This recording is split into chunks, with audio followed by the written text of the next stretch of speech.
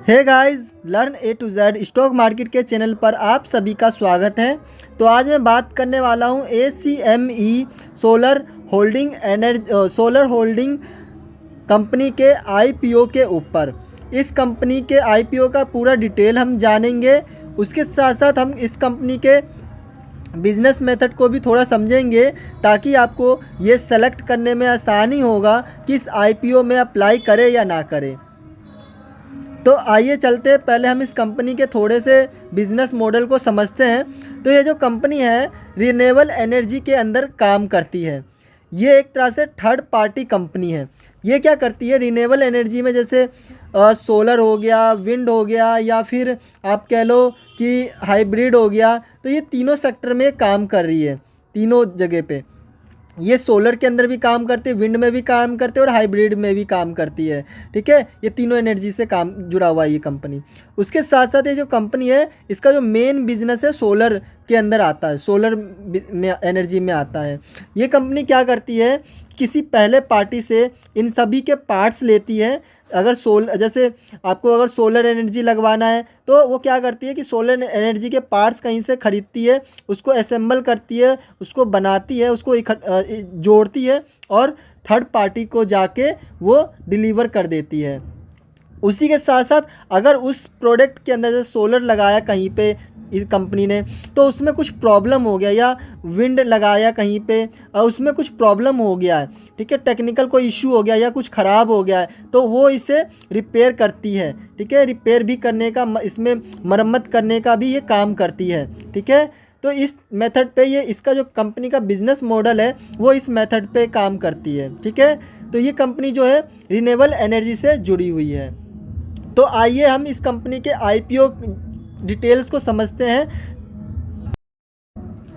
इस IPO में apply करने का जो डेट है वो 6 तारीख को स्टार्ट हो जाएगा अप्लाई करने के लिए, और 8 तारीख को ये लास्ट क्लोजिंग होगा, लास्ट अप्लाई करने का जो डेट है। इस कंपनी का जो प्राइस बैंड रखा गया है वो 275 से 289 रुपये पर शेयर रखा गया है। उसी के साथ साथ ये कंपनी जो है NSE और BSE दोनों पे लिस्टेड होगा। अगर मैं बात करूँ रिटेलर कोटे की, तो रिटेलर्स को 10% ही इसमें आरक्षण मिला है, 10% ही कोटा मिला हुआ है, जो कि पहले जो था ये करीब 35% था, लेकिन अब इसे घटाकर 10% ही कर दिया इसमें कंपनी का हिस्सा। अगर मैं इसमें कंपनी के IPO साइज़ की बात करूं, यानी कि मार्केट कैप की, तो ये जो IPO लिस्टिंग होने से पहले ये 2900 करोड़ की कंपनी होगी। उसके साथ साथ अगर इसमें इस कंपनी का फेस वैल्यू की बात करूं तो ये 2 रुपये इक्विटी पर शेयर है, मतलब 2 रुपये पर शेयर है। नॉर्मली क्या होता है, कंपनी जो है ज़्यादातर 10 रुपये फेस वैल्यू रखती है, लेकिन इसने 2 रुपये ही रखा है फेस वैल्यू। मतलब इसने अपने शेयर्स को पहले ही स्प्लिट कर दिया। स्प्लिट करने से क्या होता है कि 10 जो शेयर फेस वैल्यू रखा था इसने, अब वो 2 रुपये हो गया। मतलब इसने अपने ये शेयर्स को 5 पार्ट में तोड़ दिया है। ठीक है, पहले इसने अपने शेयर के प्राइस को 5 पार्ट में तोड़ दिया है, तभी इसका फेस वैल्यू 2 रुपये रखा गया है। इस कंपनी में जो प्रमोटर्स होल्डिंग होगा वो IPO लिस्टिंग से पहले 100% प्रमोटर्स होल्डिंग होगा इसके अंदर। जब ये IPO 8 तारीख को क्लोज़ होगा तो उसके बाद क्या होगा कि 11 से 12 तारीख में आपको ये मैसेज के थ्रू बता दिया जाएगा कि आपको ये IPO अलॉट हुआ है या नहीं हुआ। अगर ये आपको IPO अलॉट नहीं हुआ होगा तो 11 से 12 तारीख में आपके पैसे वापस से आपके अकाउंट में रिफ़ंड कर दिए जाएंगे। और वहीं पे आपको अगर अलॉट हो गया होगा तो ये मैसेज के थ्रू आपको इन्फॉर्मेशन दे देगा। उसके साथ साथ ये जो IPO है आपको 12 तारीख को आपके अकाउंट में आपको दिखेगा, डीमेट अकाउंट में आ जाएगा, और 13 तारीख को ये IPO का जो है लिस्टिंग होगा। 13 तारीख का IPO लिस्टिंग है। अगर मैं IPO अलॉटमेंट की बात करूँ कि किसको कितना अलॉटमेंट मिलेगा, तो अगर यहाँ पे रिटेलर्स की बात करूँ तो रिटेलर्स को 1 लोट से 13 लोट अप्लाई कर सकते हैं रिटेलर्स। वहीं पे अगर मैं SMHN स्मॉल HNI में कैटेगरी में बात करूं तो जो 2 लाख से 10 लाख इन्वेस्टमेंट करेंगे, और इसमें जो मिनिमम लोट साइज़ होगा वो 14 लोट होगा, जो मिनिमम अप्लाई करने का लोट साइज़ है। अगर बिग HNI कैटेगरी की बात करूं तो इसमें जो अलॉटमेंट साइज़ होगा लोड साइज़ होगा वो 68 होगा, मिनिमम 68 लोड साइज़ होगा। और इन्वेस्टमेंट अमाउंट मिनिमम 10 है, 10 लाख या 10 लाख से ऊपर का इन्वेस्टमेंट अमाउंट इसमें होगा। अगर मैं इस कंपनी के लास्ट 3 साल का फाइनेंशियल इंफॉर्मेशन या डिटेल की बात करूं तो आपको देखने को मिलेगा जो इस कंपनी का जो एसेट्स है वो 2022 में 10,887 करोड़ के आसपास था। वहीं पे अगर 2023 में देखेंगे आप तो ये बढ़कर 12,186 करोड़ हो गया और 2024 में ये फिर से बढ़ा और बढ़कर ये 13,394 करोड़ हो गया। मतलब इसका जो एसेट्स है वो हर साल बढ़ा है। वहीं पे अगर मैं कंपनी के रिवेन्यू की बात करूं तो आपको 2022 में देखने को मिलेगा कंपनी के पास जो है 1562 करोड़ का रिवेन्यू था। कंपनी 1562 करोड़ का रिवेन्यू जनरेट कर पा रही थी। वहीं पे 2023 में कंपनी का रिवेन्यू गिर कर 1361 करोड़ हो गया और 2024 में यही रिवेन्यू फिर से थोड़ा बढ़ा और 1466 करोड़ हो गया। अगर इसका मैं एक तरह से देखूं कि 2022 से 23 में इस कंपनी का रिवेन्यू गिरा ही है एक तरह से, तो कंपनी के रिवेन्यू में गिरावट देखने को मिला है। कुछ खासा ग्रोथ नहीं दिख रहा रिवेन्यू में साल दर साल। वहीं पर अगर मैं कंपनी के प्रॉफिट की बात करूं आफ्टर टैक्स तो आप देखेंगे 2022 को कंपनी का जो प्रॉफिट था वो 62 करोड़ का था। वहीं पे 2023 में ये 62 करोड़ भी नेगेटिव में चला गया, 2023 में -3 करोड़ के आसपास ही रह गया। लेकिन 2024 में इस कंपनी का जो प्रॉफिट है वो 677 करोड़ दिख रहा है। ठीक है, 670 करोड़, अचानक ही 677 करोड़ हो गया कंपनी का प्रॉफिट। तो ऐसा क्या हुआ जो 677 करोड़ अचानक कंपनी को प्रॉफिट हुआ, तो इसको समझते हैं थोड़ा सा और डिटेल से। अभी जो हम कंपनी का नेट प्रॉफिट देख रहे थे उसमें आपको जो मार्च 2024 में जो अचानक कंपनी का जो प्रॉफिट बढ़ा था, नेगेटिव होते होते कंपनी ने 62 करोड़ का -3 करोड़ का लॉस किया। फिर उसके बाद अचानक से जो प्रॉफिट बढ़ा है 2023 में, इसका जो एक मेन रीज़न है कंपनी का अदर बिजनेस। कंपनी का जो अदर बिजनेस है उसमें 896 करोड़ का अदर बिजनेस में इनकम देखने को मिला है, जिसके वजह से इसका सिर्फ प्रॉफिट जंप हुआ। इसका जो मेन बिजनेस है उससे कोई भी प्रॉफिट जनरेट नहीं हुआ है, सिर्फ अदर बिजनेस से इसका प्रॉफिट जनरेट हुआ है, जिसके वजह से आपको 2022 में इसमें अचानक से इतना प्रॉफिट देखने को मिला है। तो ये कोई ठीक रीज़न नहीं है। एक तरह से देख सकते हैं कि अगर मैं इसमें से कंपनी को कुछ खासा प्रॉफिट नहीं हुआ है एक तरह से, क्योंकि इसका जो इनकम देखने को मिला अचानक से प्रॉफिट बढ़ा हुआ अदर इनकम से ही तो हुआ है। इसके मेन बिजनेस से, कोर बिजनेस से तो नहीं हुआ है कुछ इसको प्रॉफिट। तो ये कुछ खास प्रॉफिट नहीं हुआ है इसको, सिर्फ अदर बिजनेस जो कि कभी चलता है कभी नहीं चलता। तो इसी वजह से आपको देखने को मिलेगा कि 2024 में कंपनी का जो प्रॉफिट था वो 697 करोड़ हो गया। ठीक है, इस रीज़न की वजह से अचानक से प्रॉफिट जंप हुआ। अगर मैं कंपनी के नेटवर्थ की बात करूं तो आपको देखने को मिलेगा कंपनी का नेटवर्थ में पॉजिटिव रहा है। कंपनी का नेटवर्थ 2022 में जहां पे 1900 के आसपास 1900 करोड़ के आसपास था, वहीं पे 2024 में कंपनी का जो नेटवर्थ है वो 2590 करोड़ के आसपास आ गया। तो नेटवर्थ में तो जंप देखने को मिला है कंपनी के। अगर मैं कंपनी के रिज़र्व की बात करूं तो आपको देखने को मिले कंपनी के पास जो रिज़र्व है वो लगातार बढ़ा है, लगातार 3 साल से।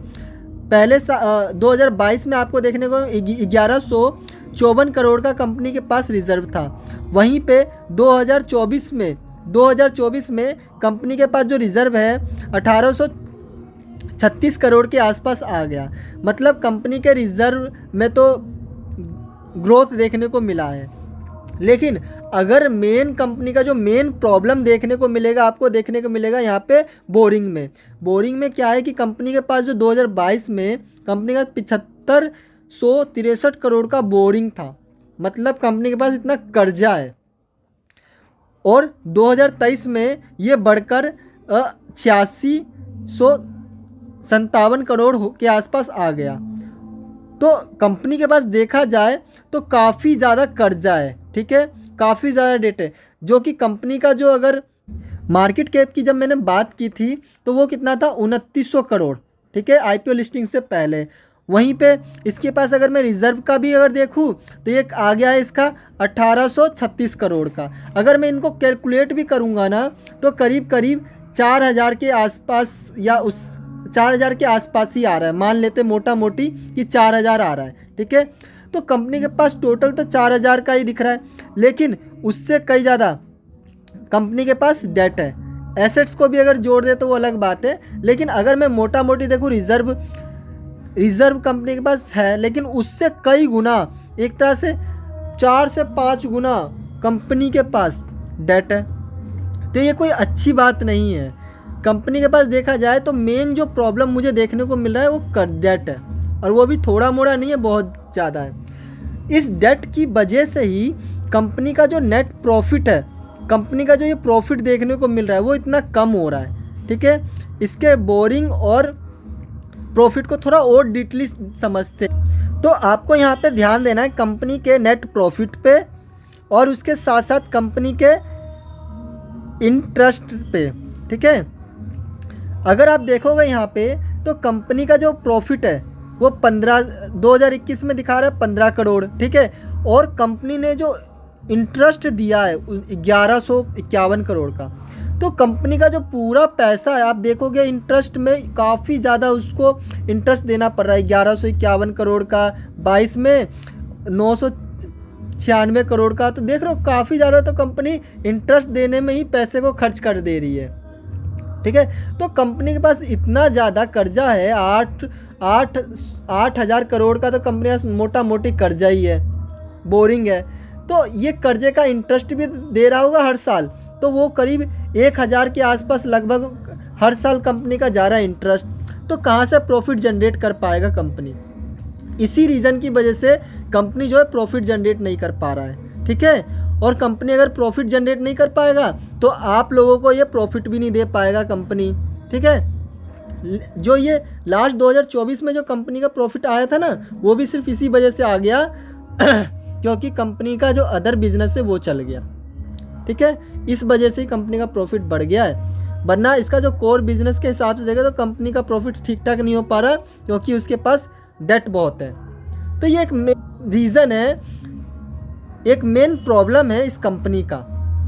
तो अगर मैं फाइनली इस कंपनी के बिजनेस का और फाइनेंशियल डिटेल्स की से और इस कंपनी के जितना भी हमने इस कंपनी को समझा है, इस आईपीओ के डिटेल्स को लेकर सब कुछ इसको जोड़कर, तो यही समझ में आ रहा है जो कंपनी का जो मेन प्रॉब्लम है कि कंपनी प्रॉफिट जनरेट नहीं कर पा रही है।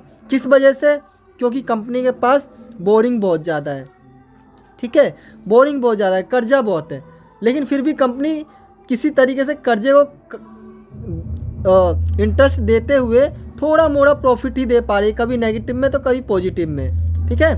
अगर कंपनी ने अपने इस कर्जे को, डेट को कम किया, मेरे को कंपनी का बिजनेस सेगमेंट ठीक लगा, बिजनेस कंपनी का ठीक है, रिन्यूएबल सेक्टर में है, तो कल को गवर्नमेंट का ही बहुत अच्छा इसमें सपोर्ट होगा, तो वो ठीक है। फ्यूचर पर्पस से तो ये कंपनी मुझे बेस्ट लग रही है, ठीक लग रही है, बहुत बढ़िया लग रही है। लेकिन अगर मैं आईपीओ में अप्लाई करने की बात करूं तो ये कंपनी मुझे एक न्यूट्रल लग रही है, मतलब कि आपको, मुझे नहीं लगता कि इसके अंदर ज़्यादा प्रॉफिट मिल सकता है आपको, क्योंकि कंपनी यार अपने आप में ही खुद प्रॉफिट जनरेट नहीं कर पा रही है, तो कंपनी हमको क्या प्रॉफिट देगी? कंपनी का तो सारा प्रॉफिट तो इंटरेस्ट देने में चला जा रहा है। लेकिन एक चीज़ ध्यान रखना है, कंपनी के पास अगर बोरिंग नहीं होता, सिर्फ ये प्रॉब्लम नहीं होती, तो कंपनी आज काफ़ी अच्छा रिटर्न दे रहा होता, और ये कंपनी के आईपीओ में फिर मैं कहता कि आपको 50% से ज़्यादा का आपको रिटर्न दे सकता था ये आईपीओ। लेकिन अभी के टाइम में बोरिंग है, तो इसको इंटरेस्ट भी इसका पे करना पड़ रहा है, फिर जो बच रहा है उससे आपको प्रॉफिट दे रहा है, ठीक है, इस कंपनी को प्रॉफिट मिल रहा है। तो मुझे लगता है कि ये कंपनी, ऐसी बात नहीं है, नेगेटिव में तो नहीं जानी चाहिए कंपनी, जितना मुझे समझ में आ रहा है कि ये कंपनी का आईपीओ जब लिस्टिंग होगा तो नेगेटिव में नहीं जाना चाहिए। हाँ, 5-10% ऊपर नीचे ही मेरे को लग रहा है, कि 5% अगर ये नीचे हो सकता है थोड़ा मोड़ा, क्योंकि कंपनी का बिजनेस मुझे बेस्ट लगा है, अच्छा लगा है। कंपनी का फंडामेंटल भी अच्छा है, कंपनी प्रॉफिट बना रही है, लेकिन वो इंटरेस्ट में ही सारा प्रॉफिट दे रही है। ठीक है, तो प्रॉब्लम बस एक ये कर्जा है, ये बोरिंग है। बाकी कंपनी अच्छा ग्रोथ कर रही है, अच्छा बिजनेस चल रहा है कंपनी का, प्रॉफिट भी बना पा रही है कंपनी। तो मुझे लगता है फाइनली कि इस कंपनी के आईपीओ में उन लोगों को अप्लाई करना चाहिए जो कि 5-10% के प्रॉफिट से खुश है और थोड़ा रिस्क ले सकते हैं, वही लोग इस कंपनी के आईपीओ में अप्लाई करें। और जो रिस्क नहीं लेना चाहते हैं वो इस कंपनी से दूर रहें, क्योंकि अगर ये पॉजिटिव में गया तो 5 से 10%, इससे ज़्यादा मुझे नहीं लगता, इसके आसपास ही जो भी होगा रिटर्न होगा। ठीक है, बस इसका जो मेन प्रॉब्लम कर दिया कंपनी का बोरिंग, ये नहीं होता तो आराम से 50% के आसपास आपको ये रिटर्न देखने को मिलता। ठीक है, तो आराम से ये आपको 15 से 10% के आसपास ये रिटर्न बस दे सकता है, उससे ज़्यादा रिटर्न देने की इससे उम्मीद मत रखना। तो ये था इस आईपीओ का पूरा डिटेल। ठीक है, और मिलते हैं नेक्स्ट वीडियो में। अपना खुद का भी लेकिन इसमें रिसर्च करना, ये मेरे अकॉर्डिंग था इसका पूरा फंडामेंटल कि मुझे कैसा लगा, मैंने रिव्यू करके आपको सिर्फ बताया है कि मुझे ये चीज़ प्रॉब्लम लगा है, ये अच्छा लगा है। ठीक है, आप अपना खुद का माइंडसेट करिए, क्योंकि इस आईपीओ में आपके अप्लाई करना है, आपके पैसे लगेंगे तो लॉस भी आपका ही होगा ना। तो आप भी खुद सोचिए कि क्या आप 5 से 10% के प्रॉफिट में खुश हैं एक रिस्क लेके, क्या पता ये नेगेटिव भी चला जाए। ठीक है, तो ऐसा नहीं है, कंपनी का बिजनेस बहुत बढ़िया मुझे लगा, तो मुझे ये लगता है कि कम चांस है नेगेटिव में जाना, मुझे पॉजिटिव में ही जाने का चांस ज़्यादा लग रहा है। ठीक है, नेगेटिव में नहीं जाएगा मुझे जहाँ तक लग रहा है। तो ये 5 से 10% में मान के चल रहा हूँ ये प्रॉफिट दे सकता है बस। तो इसमें बस वही लोग घुसे जो इतना रिस्क ले सकते हैं कि 5-10% प्रॉफिट तो 5% लॉस भी झेल ले। ठीक है, इससे ज़्यादा प्रॉफिट नहीं होगा। तो शॉर्ट टर्म के लिए आप जाइए, अप्लाई करिए, लिस्टिंग जैसी लिस्टिंग होगा आप तुरंत सेल करके निकल जाइए। मेरा एक यही है जो अप्लाई करने का सोच रहे इसके अंदर। ठीक है, लंबे टाइम के लिए इसमें अभी रुकने का कोई फ़ायदा नहीं है जब तक इस कंपनी के पास डेट है, कंपनी के पास बोरिंग है।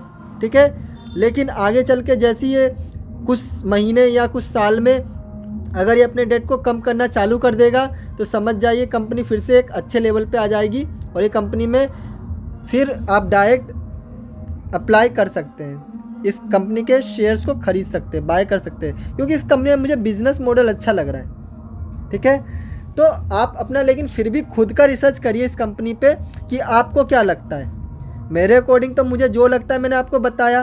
ठीक है, आपको क्या लगता है आप भी खुद सोचिए। ठीक है, मिलते हैं नेक्स्ट वीडियो में। Okay, bye.